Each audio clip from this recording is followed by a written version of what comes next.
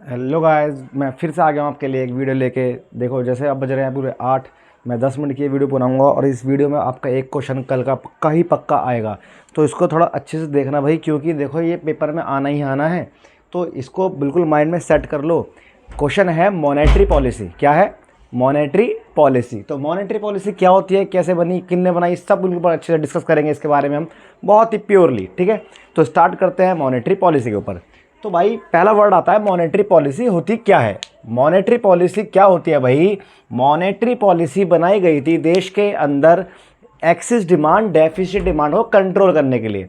Axis demand deficit demand को control करने के लिए। अब ये क्या होते हैं भाई? कभी कभी देश में क्या होता है, डिमांड बहुत ज़्यादा हो जाती है।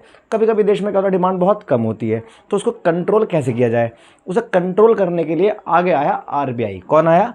आरबीआई। आरबीआई ने बनाई एक पॉलिसी जिसका नाम क्या था? Monetary policy. तो सबसे पहली बात तो आपको ये याद करना चाहिए कि monetary policy initiate by RBI. किसने बनाई? आरबीआई। क्यों बनाई? To control excess demand and deficit demand. RBI ने मॉनेटरी पॉलिसी बनाई। क्यों बनाई? एक्सिस डिमांड डेफिसिट डिमांड को कंट्रोल करने के लिए। पेपर में क्वेश्चन ऐसे हो सकता है कि axis demand deficit demand control कैसे करोगे। तो बात की बात है, पहले ये देखो। तो पेपर में आया व्हाट इज मॉनेटरी पॉलिसी, तो लिखोगे a policy which is initiated by the RBI to control excess demand और डेफिसिट डिमांड। मौद्रिक नीति वो नीति होती है जो आरबीआई द्वारा बनाई गई थी देश में अधिमांग और न्यून मांग, मतलब मांग ज़्यादा और मांग कम को कंट्रोल करने के लिए। ये बात समझ में आ गई? पक्की बात है, बहुत बढ़िया। अब होता क्या है, इस मॉनेटरी पॉलिसी को दो पार्ट्स में डिवाइड किया गया। इस मॉनेटरी पॉलिसी को दो पार्ट्स में डिवाइड किया गया। पहला था मात्रात्मक क्वांटिटेटिव, एक था गुणात्मक क्वालिटेटिव। क्वांटिटेटिव और क्वालिटेटिव, जैसे हम इंसान को बंदूक से ही मारेगा और बातों से ही मारेगा, तो ऐसे ही हम क्या करते हैं कि मॉनेटरी पॉलिसी को दो हिस्सों में बांटा, क्वांटिटी से भी और साथ में क्वालिटी से भी। तो दो पॉइंट कौन कौन से थे? क्वांटिटेटिव और क्वालिटेटिव, मतलब मात्रात्मक उपाय और गुणात्मक उपाय। ठीक है, तो क्वांटिटेटिव में क्या आता है? जो क्वांटिटी से रिलेट करते हैं। किस रिलेट करते हैं? क्वांटिटी से। क्वांटिटी मतलब मात्रा। जिसमें पहला पॉइंट है बैंक रेट। क्या है? Bank rate. तो सबको पता होना चाहिए बैंक रेट क्या होता है। बैंक रेट को बोलते हैं हिंदी में बैंक दर। वो रेट जिस रेट पे आरबीआई उधार देता है इन बैंकों को, कमर्शियल बैंकों को। A rate at which RBI lends to commercial bank for a long term. For a long term, जिस दर पे आरबीआई उधार देता है इन कमर्शियल बैंकों को लंबे समय के लिए, उसे क्या बोलते हैं? Bank rate. क्या बोलते हैं? Bank rate. समझ में आ गया? तो दो बातें, किसके लिए देता है? लॉन्ग टर्म के लिए देता है। कौन? आरबीआई देता है किनको? कमर्शियल बैंकों को। समझ में आ गया? फिर रेपो रेट क्या होता है? तो रेपो रेट भी सेम डेफिनेशन होती है, बस ये शॉर्ट टर्म के लिए देता है। किसके लिए देता है? शॉर्ट टर्म के लिए। तो बोलोगे भैया रेपो रेट वो रेट होता है जिस रेट पे आरबीआई उधार देता है कमर्शियल बैंकों को छोटे समय के लिए, शॉर्ट टर्म के लिए। दोनों याद हो गया अच्छी तरीके से? ये लॉन्ग टर्म के लिए और ये शॉर्ट टर्म के लिए। लेकिन उधार कौन देता है? आरबीआई की ने इन कमर्शियल बैंकों को। अगला क्वेश्चन, सीआरआर क्या होता है और एसएलआर क्या होता है? ये दोनों एक साथ समझने वाली बात है। कैसे?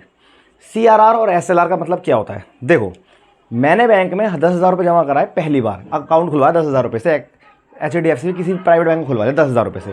तो जब हम बैंकों को 10,000 रुपये देते हैं तो वो बैंक में जाते ही दो हिस्सों में बढ़ जाते हैं। दो हिस्सों में बढ़ जाते हैं, एक परसेंटेज निकाल के वो दो हिस्सों में बढ़ता है। एक जाता है आरबीआई के पास, एक वो अपने पास ही रखते हैं और जिनसे वो अपना सिस्टम चलाते हैं। ठीक है, तो आप बोलोगे कि बैंकों में जो पैसा डिपॉजिट किया जाता है उसका जो हिस्सा हम आरबीआई के पास जमा करते हैं उसे बोलते हैं सीआरआर। क्या बोलते हैं? सीआरआर। और इसकी डेफिनेशन लिखो तो क्या लिखोगे? Minimum percentage of primary deposit, primary deposit which is capped by RBI. मतलब बैंकों की जमाओं का वह न्यूनतम सा अनुपात जो हमें आरबीआई को देना पड़ता है उसे क्या बोलते हैं? सीआरआर। और जो इट सेल्फ खुद रख लेते हैं उसे क्या बोलते हैं? एसएलआर। और जो इट सेल्फ रखते हैं उसे क्या बोलते हैं? एसएलआर। दोनों समझ में आया नहीं आए? भाई बैंकों के पास जो पैसा जमा करते हैं हम कि भाई हमारा अकाउंट खोल दो, वो पैसा दो हिस्सों में बढ़ता है।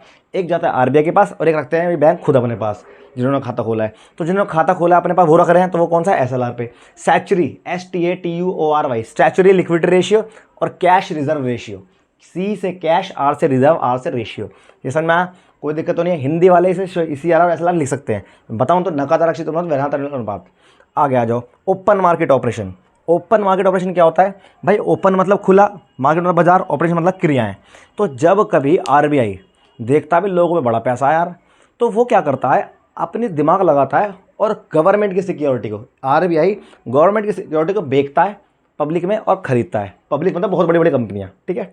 तो वैन आरबीआई सेल और purchase government security in open market is called open market operation.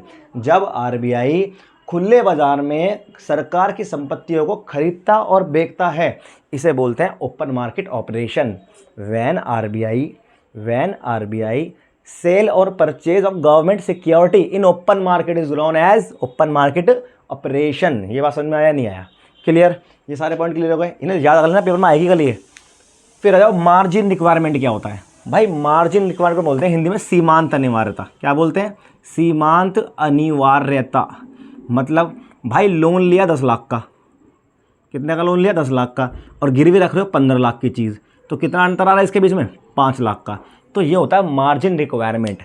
Margin requirements loan amount and collateral security amount, या difference between loan amount and collateral security amount is known as margin requirement.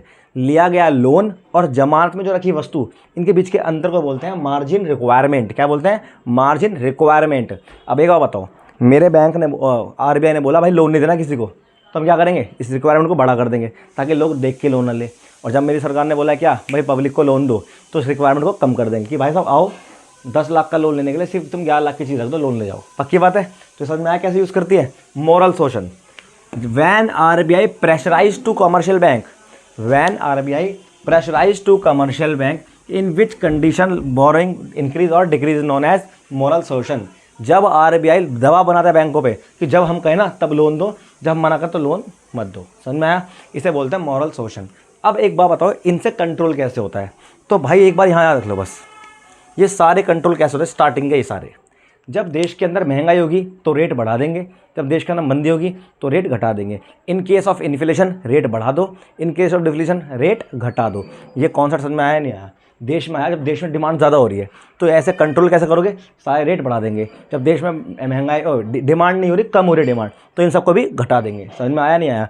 बस ये सुन लो, open market operation. अगर तुम्हें लग रहा है कि market में डिमांड ज़्यादा हो रही है तो तुम चाहोगे कि लोगों का पैसा तुम्हारे पास आ जाए, तो आरबीआई क्या करता है? सामान को बेचता है। तो जब डिमांड ज़्यादा हो रही होती है तो क्या करेगा? सेल। जब डिमांड कम हो रही होगी तो क्या करेगा? परचेज।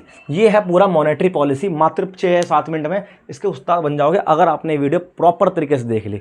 बात समझ में आई या नहीं आई? तो पहले कैसे करना है? पहले अपने माइंड को समझाओगे कि मॉनेटरी पॉलिसी होता क्या है। मॉनेटरी पॉलिसी वो पॉलिसी होती है जिसे आरबीआई बनाता है कंट्रोल करने के लिए मनी की सप्लाई को मान लो या डिमांड को मान लो। पक्की बात है? आरबीआई बनाता है मॉनेटरी पॉलिसी जो 2 पार्ट्स में डिवाइड होती है, क्वांटिटेटिव क्वालिटेटिव, मात्रात्मक गुणात्मक। समझ में आ गया? मात्रात्मक में कितने पॉइंट आते हैं? 1 2 3 4 5 element. Bank rate, repo rate, CRR, SLR, open market operation. Bank rate long term के लिए उधार देता है आरबीआई, रेपो रेट छोटे समय के लिए देता है, सीआरआर जो कुछ हिस्सा में आरबीआई को देना पड़ता है, एसएलआर जो हम अपने पास रखते हैं। ओपन मार्केट ऑपरेशन जब आरबीआई गवर्नमेंट की सिक्योरिटी को बिकता है ओपन मार्केट में, खरीदो बेचो खरीदो बेचो। जब डिमांड ज़्यादा हो रही होगी तो सेल कर देगा, डिमांड कम होगी तो परचेज कर लेगा। समझ में आया या नहीं आया? ये थी आपकी वीडियो किसके लिए? मॉनेटरी पॉलिसी के लिए। बच्चे बहुत बोले थे मॉनेटरी पॉलिसी बनाओ, ये लो आपकी मॉनेटरी पॉलिसी। क्लियर? तो भाई साहब मॉनेटरी पॉलिसी कहीं भी कहीं पेपर में लिखी जाए पूरी की पूरी उतार देना फॉर्मेट के साथ, बिल्कुल सेट। ये होती है आपकी मॉनेटरी पॉलिसी। अच्छी लगी हो तो इसे अच्छे से लाइक करो, शेयर करो, फॉलो करो, जो भी करना है वो करो, लेकिन करो बस। कल का पेपर ऐसा करो खतरनाक तरीके से, ठीक है। नेक्स्ट वीडियो में बनाने वाला हूँ आपके लिए, किसके लिए? नेट एक्सपोर्ट फंक्शन पेपर में भी आ सकता है कल क्वेश्चन, ठीक है। तो मिलते हैं नेक्स्ट वीडियो में नेट एक्सपोर्ट फंक्शन के।